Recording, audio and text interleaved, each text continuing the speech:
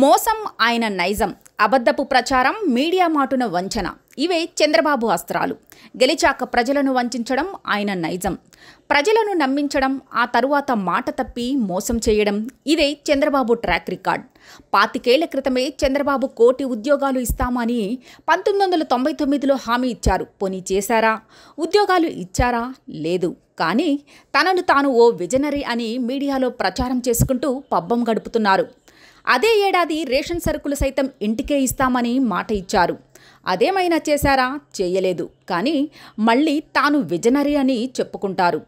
ఎంతసేపు మీడియా ద్వారా తనను తాను సంస్కర్తగా చెప్పుకుంటూ రాష్ట్రానికి తానే దిక్కు అనేలా ప్రచారం చేసుకోవడం మినహా ఇన్నేళ్లలో ఇదిగో నేను ఇది చేశాను అని చెప్పుకునేందుకు ఏమీ లేదు. కానీ మళ్ళా ఆంధ్రాకు నేనే దిక్కు అంటారు.